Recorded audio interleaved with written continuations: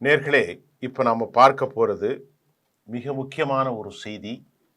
தமிழ்நாட்டில் பாரதிய ஜனதா, பாமக, அதிமுக எடப்பாடி தலைமை, OPS, TTV Dinakaran இந்த கூட்டணியுடைய முடிவுகள் என்ன? தற்போது ஸ்டேட்டஸ் கோ அது தொடர்கிறதா இல்லது புதிய விஷயம் நடக்கிறதா? இன்று காலை வெளியான பத்திரிகை செய்திகள், நேற்றிரவு கிடைத்தது. நமக்கு கிடைத்த பல தரவுகளை நாம் இங்கே பேசித்தான் ஆக வேண்டும். எடப்பாடி பழனிசாமியை ஒரு எளிதான மனிதனாக யாரும் எடை போடவே கூடாது. எந்த எல்லைக்கும் செல்லக்கூடியவர்.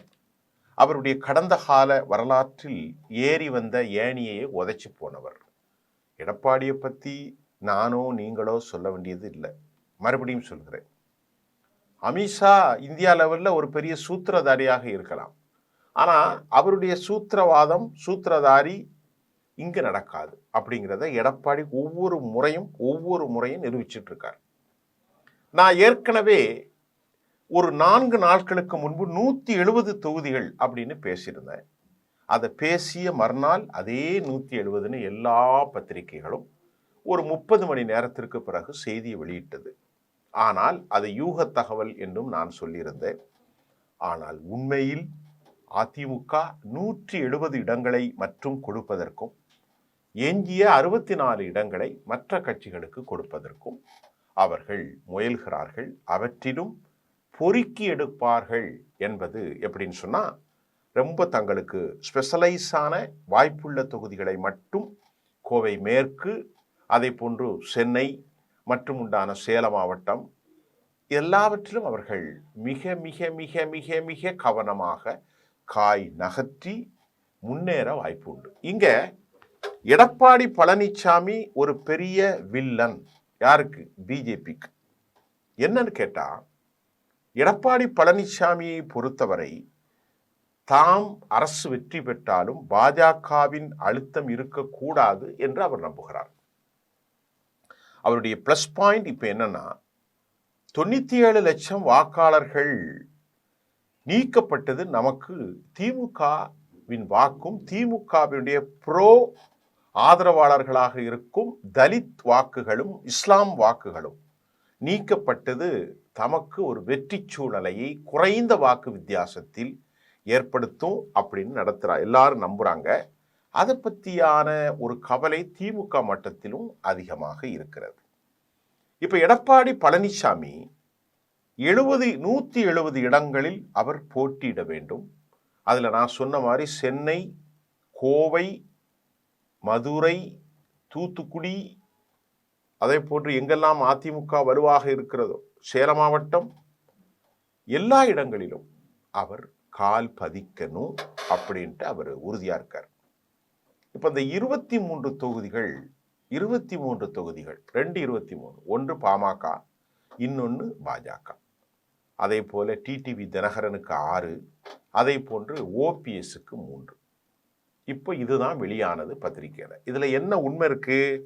இதை கிளப்பி விட்டதே, நாம உங்களுக்கு புரியுற மாதிரி சொன்னா, எடப்பாடி தான். அவர்களுடைய என்னது ஐடி விங் மூலம் ஒரு செய்தியை, பொய்யை அவர் வெளியே அனுப்பியிருக்கிறார் என்று பாஜக குதிக்கிறது, பாமக குதிக்கிறது. டிடிவி மறுத்தே போயிட்டார். இதை பற்றியே ஒரு தரவே இல்லாம எப்படி அவங்க அறிவிக்க முடியும் என்று அவர் மறுத்திருக்கிறார். ஓபிஎஸ் உடைய விஷயத்தை நான் 2வது சொல்றேன். இப்ப பாமக 23, பாஜக 23, அவங்களுக்குள்ள ஒரு பிரஸ்டேஜ் இஷ்யூஸ் கோயிங் ஆன். நாங்கள் ஒரு தேசிய கட்சி. பாமக அவங்களுக்கு என்ன ஓட்டு இருக்கு? இப்போ பாஜக என்ன சொல்லுதுன்னா, இங்க பாருங்க, 2024 நான் 18% பெற்றோங்க, தனித்து 11 பெற்றோம். நாங்கள் கோயம்புத்தூர், மதுரை, தென் பகுதிகளில் நாகர்கோயில் வரைக்கும் வலுவாக இருக்கோம். சென்னையிலே கால் பதிச்சிட்டோமே, எங்களுக்கு அதிகமான சீட்டு கொடுத்தணும் அப்படின்னு அவர் கேட்குறார். நான் ஏற்கனவே சொன்னது, அமித்ஷாவுடைய சிந்தனை வேற ஒன்றுமே இல்லை சார். இந்த முறை ஆட்சியை பிடிப்பதில்லை அவருக்கு. நல்லா கவனிங்க, இந்த முறை ஆட்சியை பிடிப்பதல்ல. எடப்பாடி ஆட்சிக்கு கொண்டு வரலாம், ஆனால் அதிமுக வரலாம். எடப்பாடி வருவாரா என்பதும் அவருக்கு தெரியும் கூடாது. ஏன்னா எல்லா மாநிலங்களிலும் அதிகாரத்தை கையாளக்கூடிய மோடி, அமித்ஷா இங்கு எடப்பாடிக்கு அடிமையாக இருப்பதையும் அவர்கள் விரும்ப மாட்டார்கள். ஆனா அவங்களுடைய கான்ஸ்பிரசி, அவர்களுடைய அதிகாரம் எந்த எல்லைக்கும் போகும். நல்லா கவனிச்சுக்கிடுங்க. தேர்தல் கமிஷன்ல இன்னும் இரட்டை இலை சம்பந்தப்பட்ட பிரச்சனை has been bending in election commission desk. அது ஒன்று. இரண்டாவது, இப்போது அவர்கள் சொல்வது ஏற்கனவே 4, இப்பொழுது ஒரு 10 15 பிடித்து விட்டால் ஒரு அன்சர்டினிட்டியை உருவாக்குவதற்கு எஸ்ஐஆர் மூலம் வாக்குகளை குறைத்து விட்டோம். இப்பொழுது நாம் ஒரு 15 20 யாரு கூட போட்டியிடலாம், யாருக்கும் வெளியிருந்து கூட ஆதரவு கொடுக்கலாம். ஆக நாம இப்ப ஸ்ட்ராங்கா டிக்கெட்டை வாங்கினா வெற்றி பெற்ற பிறகு அது எடப்பாடிக்கு கொடுக்கணும் என்ன இருக்கு, ஒரு கோலியேஷன் டீம் அறிவிச்சிடலாம் அப்படிங்கிறதான் டெல்லியின் நோக்கம். டெல்லி என்ன நினைக்கிறதுனா, இந்தியா முழுவதையும் வெற்றி கொண்ட நாம், கேரளாவிலே வெற்றி பெற்ற நாம், திருவனந்தபுரத்தில் வெற்றி பெற்ற நாம் இங்க வெற்றி பெறவே முடியலையப்பா, என்ன செய்யறது அப்படிங்கிறது தான் அவருடைய கவலை. அதுக்கு ஒரே வழி, அதிமுகவை காலி செய்யணும். அதிமுகவை காலி செய்து கொண்டிருக்கிறது தொடரணும். இன்னைக்கு எடப்பாடி பழனிசாமி ஒரு அணியாகவும், ஓபிஎஸ்ஐ மற்றொரு அணியாகவும், செங்கோட்டன் இங்கிருந்து போவோர் அணியாகவும், டிடிவி மற்றொரு அணியாகவும் பெருக்கிய பெருமை பாஜக. காரணம், இது சிதறுண்ட தேங்காயாக ஆகிவிட்டால் அந்த இடத்துல நாம தான். இது எல்லாருக்கும் தெரியும். எனக்கு தெரியுதோ இல்லையோ அதிமுக தலைவர்கள் அனைவருக்கும் தெரியும். நல்லா கவனித்துக் கொள்ளுங்கள். அதிமுகவை அழிப்பது ஒன்றுமே எம்ஜிஆருடைய ஆட்சியை இங்கே மறைத்து விட்டு வேறொரு ஆட்சியை கொண்டு வர முடியும். அப்ப அதிமுகவின் மேலதான் பயணிக்கிறோம். சரி, அவங்களுடைய கையாளாக வேலுமணி, தங்கமணி போன்றவர்கள், ஜக்கி சாமி அவர்களும் கூட இருக்கிறார், வாசுதேவ் போன்றவர்கள். சரி, இப்ப எடப்பாடி என்ன நினைக்கிறார்னா, அவர் பெரிய மலை முழுங்கி மகாதேவன், நாம் அதை கொடுக்கக்கூடாது. சிவி சண்முகம் போன்ற தலைவர்கள் இணக்கமாக உதயகுமார் போன்றவர்கள் ஈடுபடுகிறார்கள். ஆக பாஜக இந்த முறை குறைந்தபட்சம் 40 தொகுதிகளை போட்டியிட கேட்கிறது. ஆனால் இவரோ, நான் ஏற்கனவே 30க்குள் இருக்கும் என்று சொன்னேன், 23. பாமக என்ன சொல்கிறது, அப்பாவுக்கும் பிள்ளைக்கும் 2 பாகமாக மறைந்து உறவுகள் ஆயிட்டு, அப்பனை பிடித்து பிள்ளை ஜெயிலுக்குள்ள வைக்கிற அளவுக்கு, அவரை இவர் குறித்து அசிங்கமாக பேசுகிற அளவுக்கு இனி அவர்கள் ஒட்டும் இல்லை, உறவும் இல்லை, ஐயாவுடைய கடைசி நாள் வரைக்கும்ங்கிற ஒரு நிலையை உருவாக்கிட்டாங்க. இப்ப அந்த கட்சியினுடைய மணி என்ன சொல்லியிருக்கிறார், என்கிட்ட பேசாம எப்படிப்பா நீங்க 23 அறிவிச்சிங்க அப்படின்னு அவர் கேட்கிறார். அப்போ திரு டிடிவி ஐயா அவர்கள் என்ன சொல்றாங்க, இந்த மாதிரி ஒரு நடந்ததே தெரியல, அப்புறம் எப்படி நாங்க 4 சீட்டுக்கு 6 சீட்டுக்கு ஒத்துக்குவோம் என்று டிடிவி தினகரன் சாரும் அவங்களும் சொல்லிட்டாங்க. இப்போ பாஜக கொதிநிலை.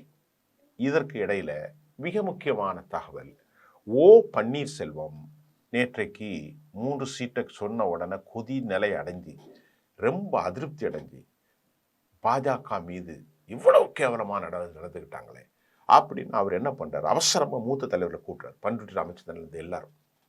அவங்க முடிவு என்ன செய்யறாங்கன்னா, 90% பேர் நடிகர் விஜயோடு கூட்டணி வைக்க வேண்டும், 10% பேர் திமுகவில் கூட்டு செய்ய வேண்டும். ஆனா இந்த ரெண்டையும் ஏற்றுக்கொண்ட ஓபிஎஸ், முன்னால ஏன் முடிவு, இப்ப ஏன் முடிவுலாம் இல்லை, நீங்க சொல்ற முடிவு தான், பால உங்க கையில கொடுத்துட்டேன் அப்படின்னு மெதுவா நிலைவிட்டார். இதுக்கு காரணம் என்ன தெரியுமா, கையில ஒரு பைசா செலவு பண்ணக்கூடாது. யாரு, ஓபிஎஸ். அதுதான்னு சொல்லப்படுது. அப்போ திமுக கூட சேர்ந்தா எம்ஜிஆருடைய எதிரிகளோடு சேர்ந்ததுக்கு ஆளாகும். இல்லை, அப்ப எங்க சேர்றது, மாவட்ட செயலாளர்கள் யாரும் சொல்றாங்களே, நாம எம்ஜிஆரை எப்படி பேக்கெட்ல வச்சுக்கிட்டு செங்கோட்டையன் அம்மா படத்தை வச்சுட்டு போய் சேர்ந்திருக்காரோ அப்படி இங்க சேர்ந்துக்குவோம்.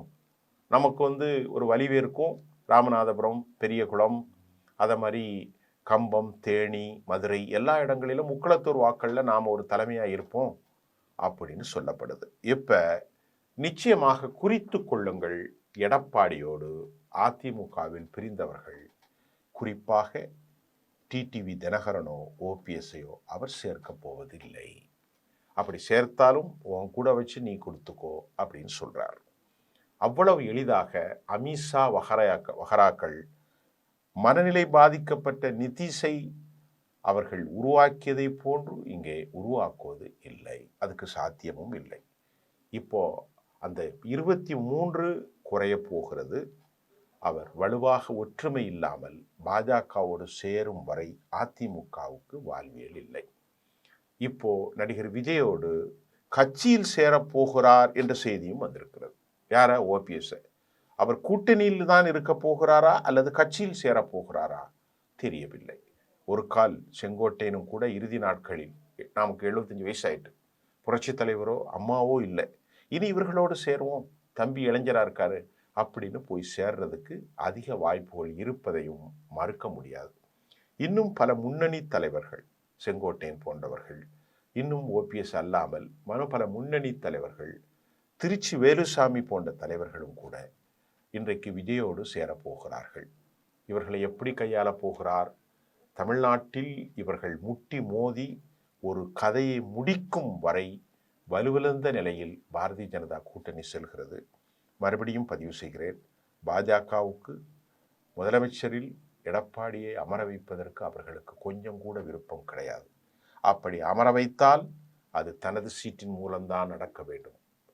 அதே தவிர தமிழ்நாட்டில் ஒரு ஹங் அசம்பிளி ஏற்பட வேண்டும். அப்போது பாஜக 20 தொகுதிகளை கையில் வைத்துக்கொண்டு அவர்கள் என்ன செய்வார்கள்? மேஜிக் செய்வதற்கும் கிங் மேக்கராக இருப்பதற்கும் டெல்லியிலிருந்து உத்தரவுகளை போடுவதற்கும் தாங்கள் தயார். சென்ட்ரல் பியூரோ ஆஃப் இன்வெஸ்டிகேஷன், இடி எல்லா துறைகளையும் வைத்துக்கொண்டு எம்எல்ஏக்களும் வைத்துக்கொள்ள வேண்டும், தயார். அடுத்த ஆண்டு ஒரு பெரும் சுழல் சூழ்ச்சி நடக்க போகிறது. இந்த செய்தியை நீங்கள் கவனமாக பாருங்க. இதில் எந்த மாற்றமும் இல்லை.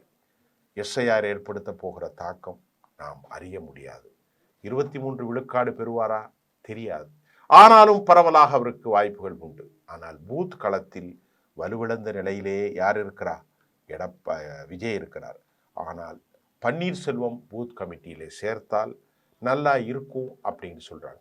ஆதவ் அர்ஜுனனை வைத்துக்கொண்டோ, ஆரோக்கியசாமியை வைத்துக்கொண்டோ, மற்றவர்களை வைத்துக்கொண்டோ விஜய் அரசியல் செய்யவே முடியாது. அடிப்படை தொண்டர்களை பூத் கமிட்டியை வலுவாக்கும் வரை அவருடைய வெற்றி கேள்வி. ஆனால் சாமானியமாக அவருக்கு வாக்களிக்கும் எண்ணிக்கை அதிகரிக்கலாம். இது எந்த மாற்றத்தை ஏற்படுத்த போகிறது? தொடர்ந்து பார்ப்போம். நன்றி.